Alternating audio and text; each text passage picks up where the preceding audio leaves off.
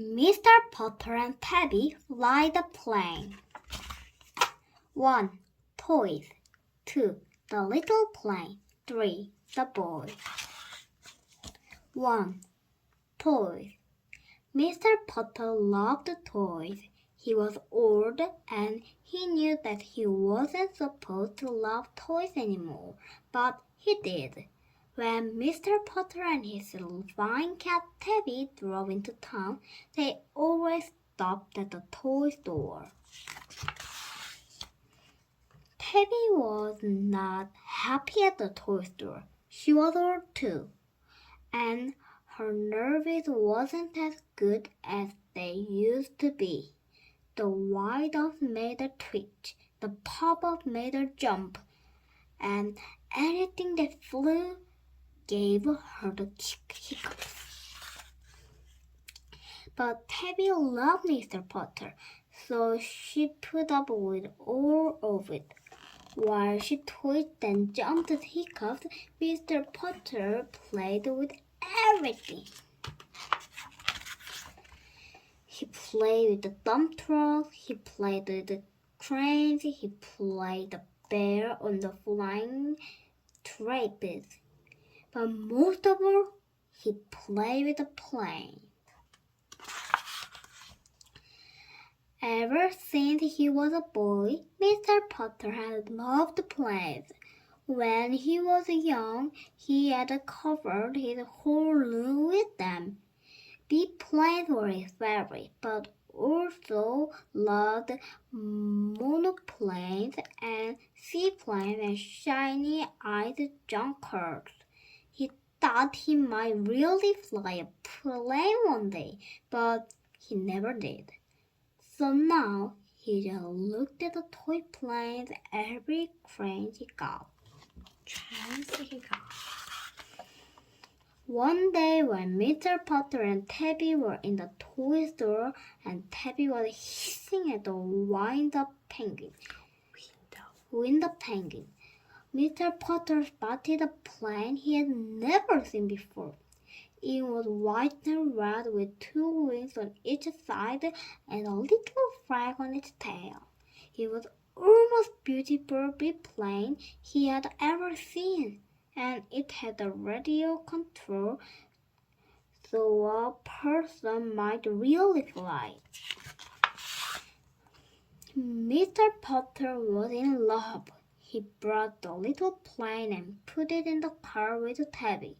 He told her not to worry. He promised her a nice cup of tea with lots of cream and raw English muffin. But still, she hiccuped all the way home. The little plane. Mr. Putter kept his promise. He gave Tabby a tea with cream and warm English muffin. Then together they went outside to fly his new plane. Tabby had stopped hiccuping, but only because she was full of tea. She still didn't like Mr. Putter's plane. Mr. Putter sat on the grass and read all the directions. Then he put the plane on the grass and stepped back and pressed the start button. But the plane did not stop. It just rolled over and died. Tabby purred. Mr. Putter ran to the little plane. He set it right again. He turned to be a good little plane. He stepped back and pressed the start button. But the plane did not start.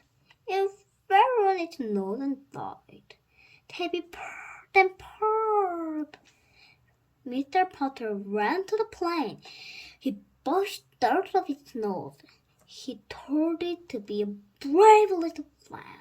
He stepped back and pressed the start button, but the plane did not start. One of its wings fell off and it died. Tabby purred and purred and purred. But poor Mr. Putter was so sad. He picked up his little biplane. He told the plane that it was all his fault.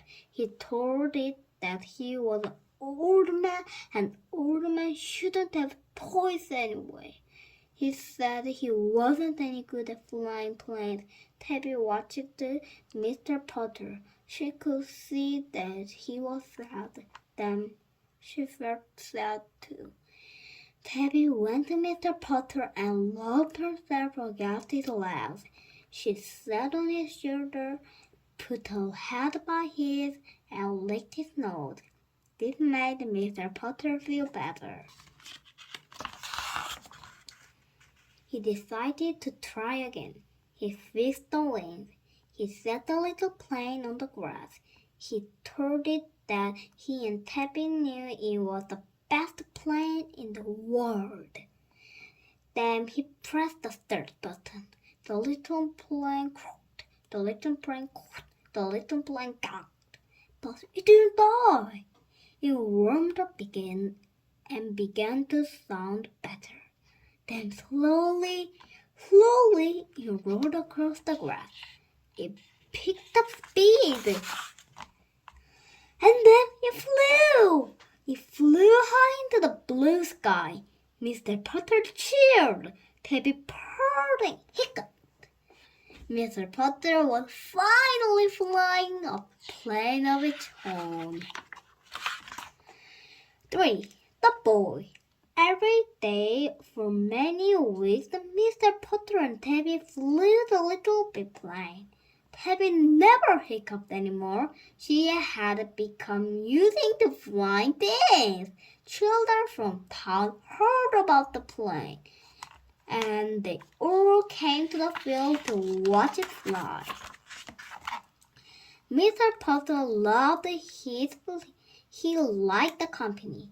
He let the children take turns flying the little plane, and he felt like a proud grandpa.